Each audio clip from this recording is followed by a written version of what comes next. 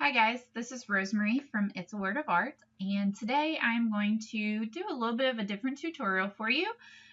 First, I'm going to show you how to use a really neat tool that I love. Also, if you're a beginner and you're with us, I'm going to show you how to take a font and design it into something, how to design it, to cut it out on pattern vinyl and then apply it to something. So today we're going to be doing a mug. I have some of our buffalo plaid, which I'll be showing you here in a little bit. So let's get started. First, I want to introduce you to this great tool that I absolutely love. It's called wordmark.it, wordmark.it. And the great thing about this tool, if you've never used it before, it's free, which is fantastic. They do have a pro account, which has some features.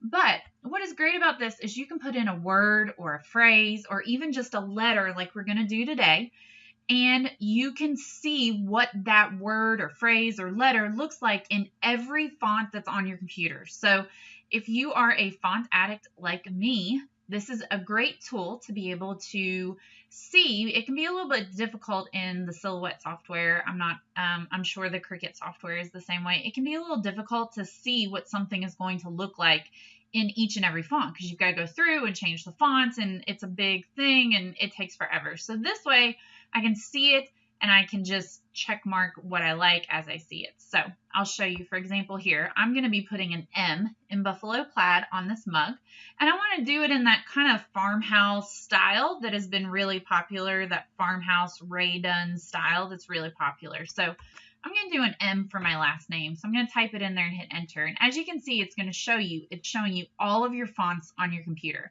What you see on your screen is going to be different than what I see on my screen.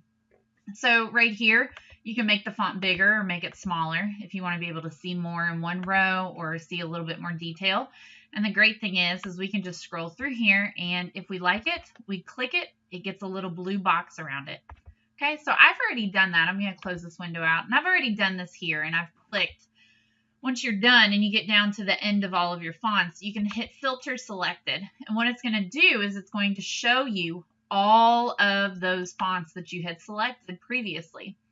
So I've decided that I want to do the M in my mug in this Bookman Old style. Okay, so now we're going to go over here to the Silhouette software, and as you can see, I've got one done already. We're going to hit the text tool right here. Up top here, if the right font wasn't pulled up, you would go ahead and pull up, type in. You can just start typing in a couple of letters of the font, and it'll start pulling it up for you. I'm going to select bold. You can also, and I'm in version 4. If you've not upgraded to version 4 of the Silhouette software, I highly recommend it. It is life-changing. There are so many awesome things in the Silhouette 4 software. You can also, if you're in Silhouette version 4 in V4, you can click right here on the font style panel, and it'll pull it all up here. You could type it in here. You could also scroll through here and find it as well. So I am just going to type in an M here, okay? And I'm going to measure my mug real quick. I know you can't see me doing this, but that's okay. So this is, I'll show you here on camera in a few minutes, but all I'm using is a 14-ounce mug from the Dollar Tree store. If you have a Dollar Tree, this is where I get all of my mugs that I use. I also get 18-ounce mugs from Big Lots. So I'm going to make this about 3 inches tall, and I want to see real quick. I actually like it. It's more of that farmhouse style if I don't do it in bold, so I'm going to not do it in bold. I'm going to right click and hit weld. You don't have to do this in version 4, which is fantastic. If I wanted to send this right now, I could just click on send, and right here, if this was like a series of words or a series of letters and you had some of that overlapping, instead of welding, you can actually now just go to cut edge and it would do that properly, which I think is just fantastic. But as you can see, there's a lot of extra space here, so I'm not getting an exact size. So I'm going to right click and go to weld. Now that gives me a little bit more of a better idea.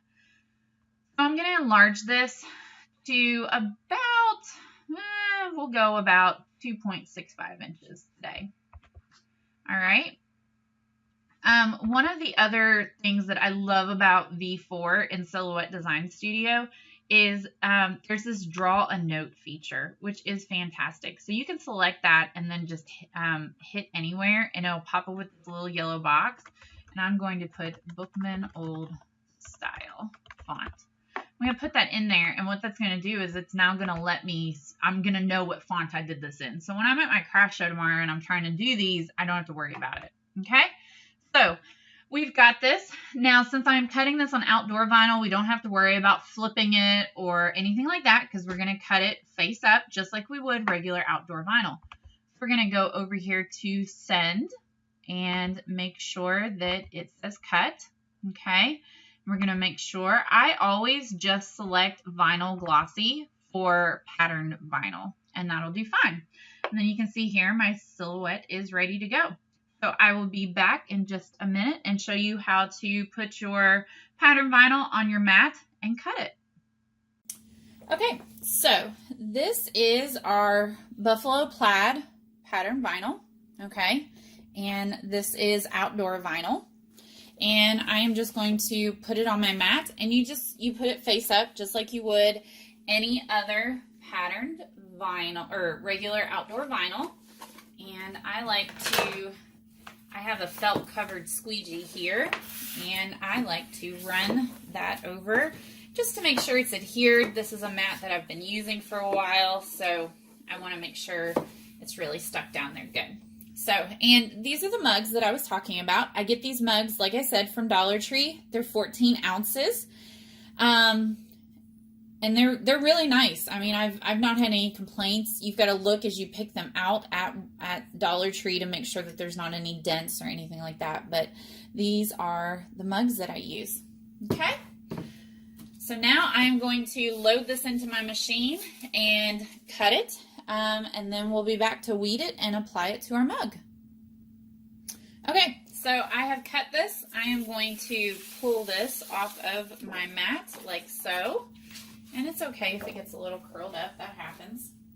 So what we're going to do now is I am going to I'm going to cut out a little bit of excess on the outside so I can weed this. There's no sense in weeding this entire sheet so that I can save it to use later.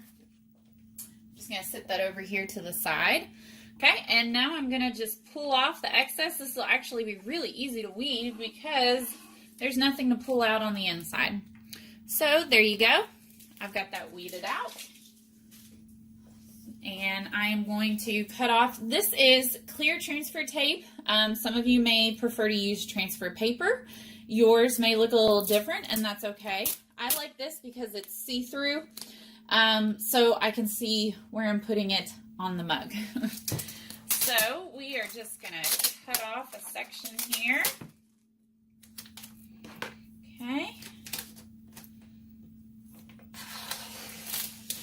There we go. Just going to sit that to the side there. Alrighty. And I like to lay my transfer tape flat like this, and then I will take and flip my decal, my whatever I'm cutting or whatever I'm trying to apply to my transfer tape, and just stick it down like that. You get less bubbles that way. You want to take your squeegee. If you haven't watched any of our other videos, this is simply just a 99-cent pot scrubber from Walmart. So it is, they're really cheap. I have like 5 or 6 of them floating around because I misplace them all the time. There's polyacrylic on here from Christmas ornaments last year. So you want to just rub your scraper over the decal a couple of times. Okay. Then you're going to take and peel the backing off. Okay. And then we've got our M nice and ready to go on our mug. I'm going to trim this.